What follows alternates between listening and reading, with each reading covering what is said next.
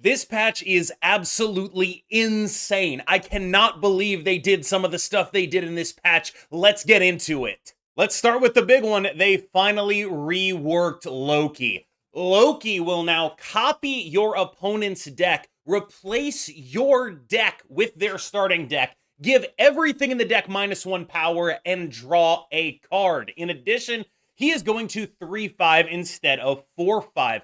The interesting thing about this Loki, to me, is it is no longer an archetype in and of itself. Loki is now a card that you play for the purposes of playing the card, but it is not an archetype definer the way it used to be.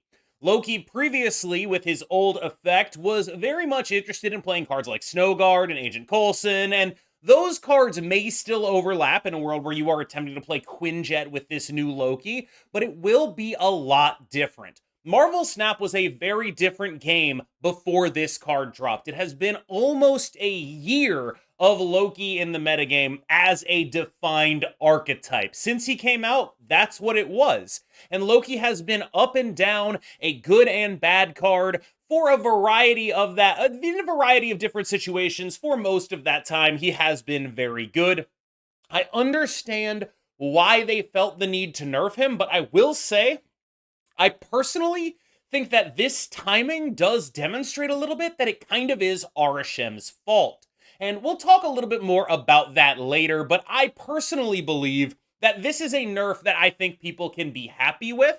What I'm really interested in is, does this allow this card to continue to exist? Is this Loki still good? Is it maybe even better? Does Arishem still want to play this as a method of maybe counterplaying Darkhawk? My answer is that I don't necessarily think all of that stuff is true, but it is entirely possible that just playing this guy on turn 3 ends up being incredibly strong. 3-5 draw a card, even at the cost of your opponent's deck being your deck, is probably not all that bad. Loki goes from being a card that many things were built around, metagames were structured around even, to being a card that is a wholly new type of card. One of the major things that has held me back from advocating for a Loki nerf is that everything everyone suggests destroys the card entirely. People love to talk about, oh, he should just not give a discount. That would probably kill the card. This is a very interesting way to take a card that everyone kind of disliked and make it into a very different type of card while maintaining the soul of what the card is. I could not even tell you for sure that this is a nerf. I personally believe that it is. I think it is a reasonable nerf to a powerful card. I think maybe it just sort of hit that Zabu time limit where people were just like, you know what? Maybe it's time to get rid of this guy.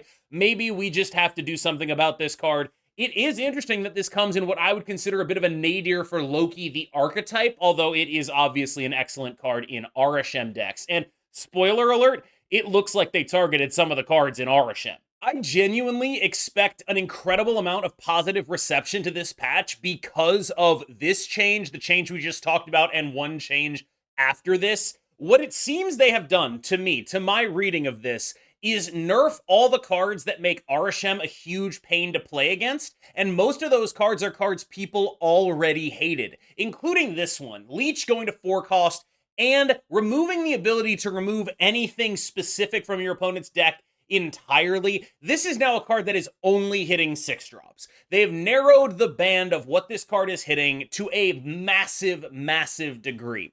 We've had 4-cost Leech before, but that was hitting on-reveal abilities. And I do think the Leech that hits on-reveal abilities is a mistake.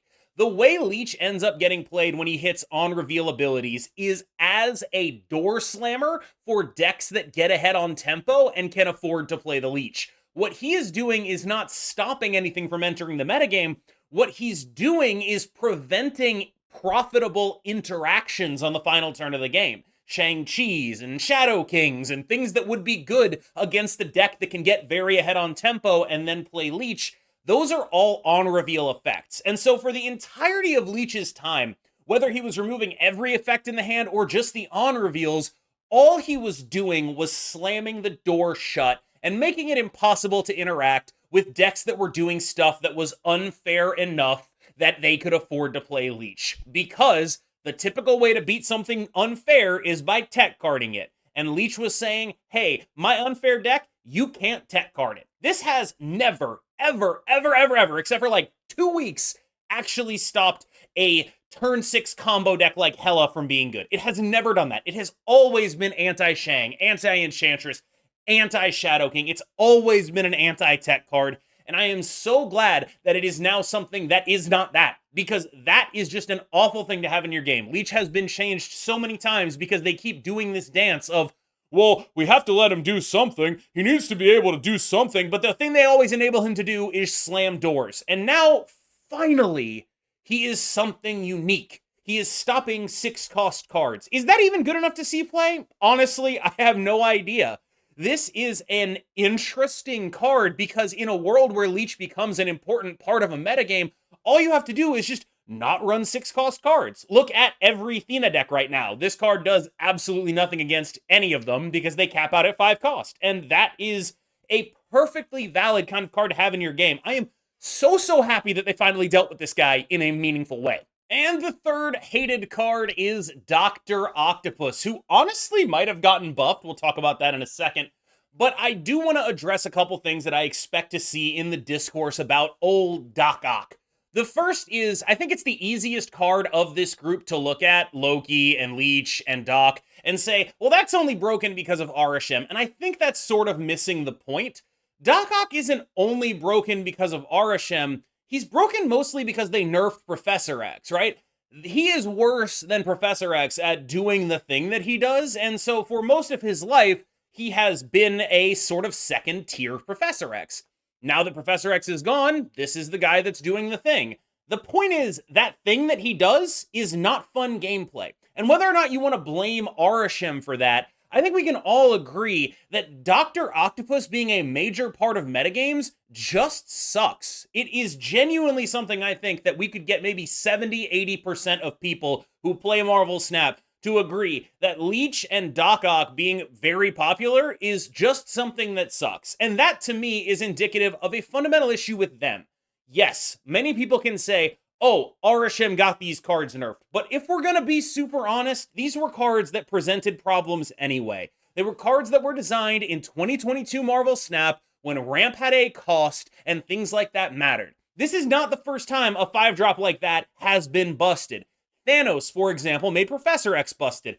If Professor X was nerfed at the time, it probably would have made Doc Ock busted. Leech has been busted 4 different times. I think these cards represent a class of cards that it is important to design out of the game. It is important to look at these cards and say, do they fit with what Marvel Snap is now? Is this something that is fun? Can we trust our player base with these tools to not make every game miserable? And the answer is, we cannot, and they're not fun. So get rid of them as much as possible. Now, on to what they actually did to Dr. Octopus.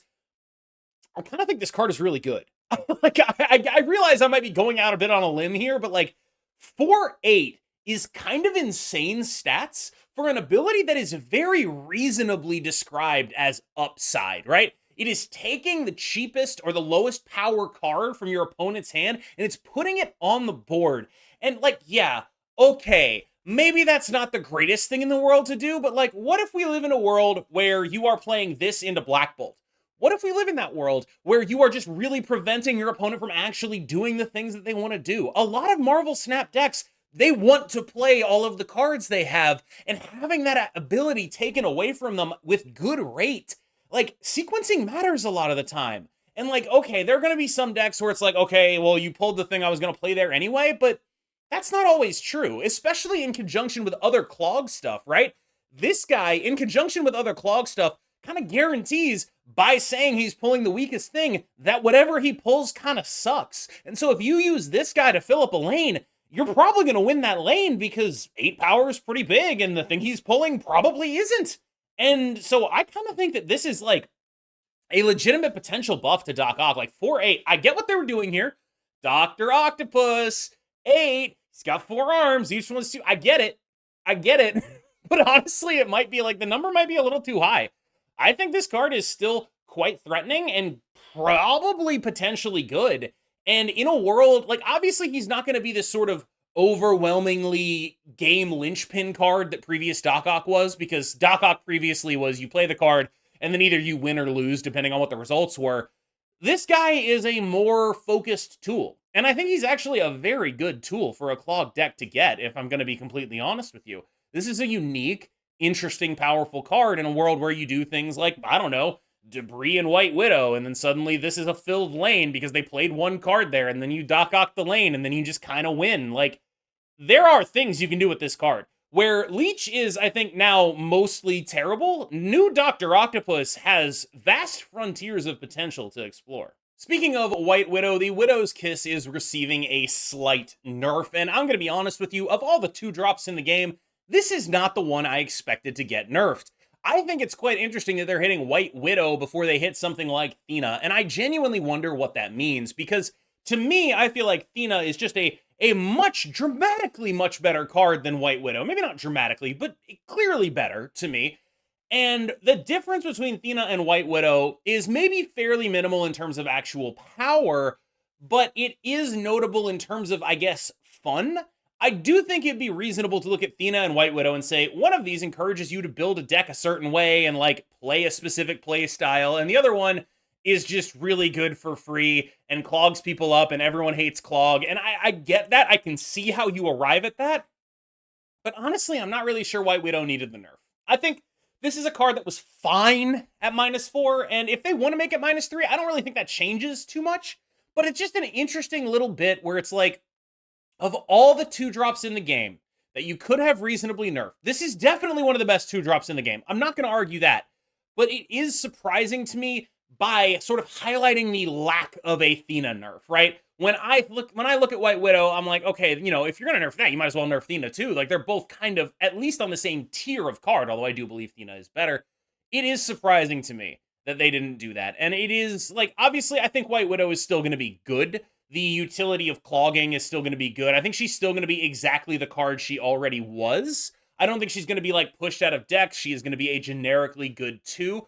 But it is true that there is competition for that spot, and it is possible that people start deciding, you know, maybe I'll run Jeff over that White Widow, or things of that nature. What's interesting to me is I view White Widow as part of a mid-range package that almost doesn't exist right now because it is so pushed out by the Thena stuff. This is the kind of card that decks that are looking to leverage like Cersei and Nihilus stuff can be playing, and that kind of deck is just so hard to play in a world where people are playing Thena. And that does strike me as nerfing like the second best thing to nerf here, as opposed to nerfing the best thing to nerf here. I think White Widow is going to be fine, but it really does highlight the absence of Athena nerf to me. Blob is getting a nerf, going down from a base of 15 to a base of 13. So now it will only add cards until it hits 13 as opposed to 15. That is what the text says. The interesting thing to me about this, actually, you know, I'm not going to say it's interesting. I'll be honest. I hate this. I hate this nerf. I don't think it's necessary. I think the Arishem decks were already like moving towards the bottom of tier 1. I think that Arishem decks already got hit by getting hit by Loki, which, okay, maybe Loki is still good in the deck. I don't know. Leech, Dr. Octopus, which, yes, I think Dr. Octopus is a buff, but not in Arishem. And now you're hitting Blob too, and I just don't like it. I don't think it's the right thing to do. I think it's too much. Blob is basically only playable in Arishem or Thanos, and Arishem has been the home for this card the entire time. They mentioned in the patch notes that it's one of the highest win rate cards they have. It's like, yeah, you know, I get that. I really do. But do we really need a 4th hit to Arishem? And what really gets me about this is the kind of thing they don't fix for a while. If it turns out they over-nerf Blob, I don't really see this getting fixed for like a couple months. And that bugs me because I think that Arishem and Blob, like, that's cool. That's a cool thing. This is something that no other deck has ever done before. I would like to see that sort of be leaned into as opposed to anything else. And it frustrates me that while I do think they did the correct thing with the first 3 cards they talked about, it's like, what, was that not enough? Was that not enough? You also had to knock some power off of Blob? This is the one thing in this patch that I think really, really, really bothers me. I just think this one is wrong. I think it was incorrect to nerf Blob. I think Arishem was so close to being on the way down anyway, and there were so many other changes to the deck that I would rather see if it can still exist even, right? Like, I think Arishem is good, but you hit like the 3 best cards in it already. Half of your snap conditions with Arishem involve Loki and Leech and Dr. Octopus, and now it doesn't have any of those probably, and you're also hitting Blob. It feels like they're doing too much on this one, and I really genuinely don't like it. It feels like they're laser focused on this specific thing and not really looking into the future as to like what will happen after this. And I get it, you can't predict the future, but I do think that this one is like a little bit much. I don't really see the point of doing this. Like, it just doesn't seem, it seems like you're, kicking a dead horse to me a little bit. This is my least favorite change in the entire patch by a lot. The previous may have been my least favorite change, but this one might be the one that I expect to do the least. War Machine's getting a point of power. Yay! So the thing about War Machine, and this is like kind of an interesting thing, is like I feel like in order for a card like this to see play, what we're seeing is sort of an extension of the way they have power crept 3s, if that makes any sense. And I know many people have noticed, like, hey, they're making a lot more 3/5s. When you make a lot more 3/5s, the relative value of a 4/6 stat line drops pretty dramatically. In previous metagames, before they started making all these 3/5s, like 4/6 with upside, Iron Lad kind of stuff, you'd see that. Now, you mostly don't. And a lot of that is because 3/5 with upside is kind of a thing. And why would you be playing 4/6s with upside when you could be playing 3/5s with upside, right? So I think what they're doing here is being like, all right, so let's make it a 4/7 with upside. Let's see how that does. Here's my thing. Those don't see play either. Like, Stegron is, I think, actually a pretty good card. I think if they wanted this card to be good, they could have made it a 4/8. And I do think that is indicative of, like, some major issues in terms of not necessarily power creep, but the general curve structure that Marvel Snap has followed. Like, I think a lot of people will look at it and say power creep, and that's not necessarily unfair, but it's like, okay, 1-drops are 2 vanilla, 2-drops are 3 vanilla, 3-drops are 4 vanilla, right? That's a really small space. That doesn't leave you with a lot of space to differentiate between stuff. So I get why they've wanted to be like, okay, 3-drops can be 5. They aren't making any 2-drops that are 4, but like 1-drops can be 3. Hell, 1-drops can be 5, I guess. Shout out to Hydra Bob. But making profitable 4s in a world where they have to compete with Shang-Chi, I think is just one of the hardest tasks they're going to have. Those 4s need to be doing really crazy stuff with really good stats because 4 has some of the best cards in the game. Why would you play a 4/7 like Stegron or War Machine when you could play Shang-Chi? Why would you do that? And the answer is you probably wouldn't. And I think that's really the issue. When people talk about power creep, they're like, oh, 3/5s, 3/5s, 3/5s. And that is valid. But the issue with 4s is that any 4 that sees play is pushing double digits. If you're playing a Shang-Chi, that's double digits. If you're playing an Enchantress, that's usually double digits. If you are a playable 4-drop, you're putting up double-digit numbers a lot of the time.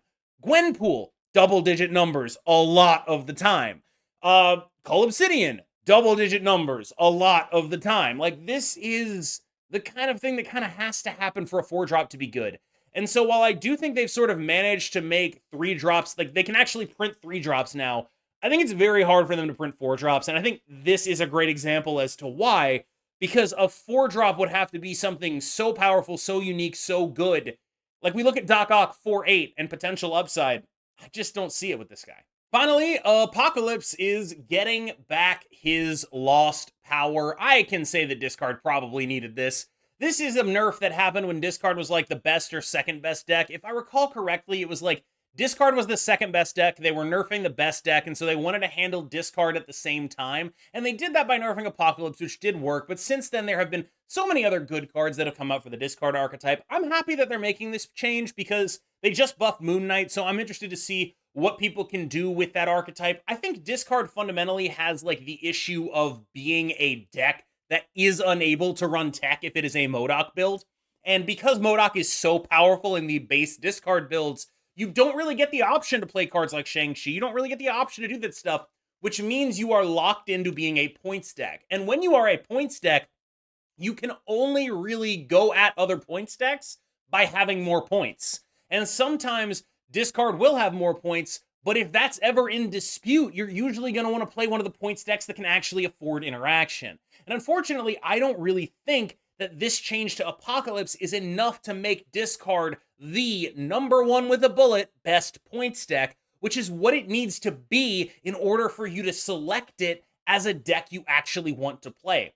As a side note, I read my first Marvel comics as an adult recently. It was a House of X and Powers of X. So I'm actually kind of a fan of Apocalypse right now. I was a fan of him like in the beta, just amazing flavor. I love what they do with this card, but the archetype as a whole is in, I think, a problematic spot where it has to be the unquestioned best thing to do in order to be worth playing in terms of putting points on the board, because it is so one note and one dimensional. I mean, even Zoo and Destroy can run some tech, right? Like, Destroy has Killmonger built in.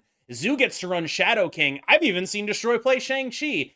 Discard can't do any of that. And that lack of ability to adapt leaves it extremely one note, which makes it only playable when that one note is the loudest note that's possible. So let's talk about what I would imagine will be the major conversation in the sort of Snap, Twitter, social media sphere, which is all of these cards died for the sins of Arishem. My immediate reaction to that is to say, good. If I were able to design a card in a lab that every person in the game bought, and then that card got Loki and Dr. Octopus and Leech nerfed, I would be like, I am a genius god game designer. I am the greatest designer of all time. I might have to send Glenn Jones a frickin' fruit basket for this one. That is so completely, incredibly insane. Those are cards that are probably 3 of the 4 most complained about cards in the entire game. Maybe we'll say 3 of the 5, right? Like, what else is up there with them? Shang-Chi and, like, Hela? Like, these are the cards that almost all of the community, not all the community hates all of them, but I would say Loki, Leech, Doc Ock, top 5 most complained about cards post Professor X nerf. That's crazy. That's just crazy. Like, if you designed in a lab a card to show up, be incredibly fun, do incredibly well, get all the cards everyone hates nerfed, you're a genius. I genuinely don't think they did that on purpose, because that is actually too good. Like, I do not think they are that smart. I genuinely do not. Like, with all due respect to the Snap design team, I do not think you're that smart. There is absolutely no way you saw that coming. But I am incredibly jazzed that they got rid of this crap. Like, it is insane how many complaints on social media revolved around those cards. And now, what are we going to complain about now? What are we supposed to freak out about now? Oh my God. Okay. I cannot tell you enough how absolutely overjoyed I am with that.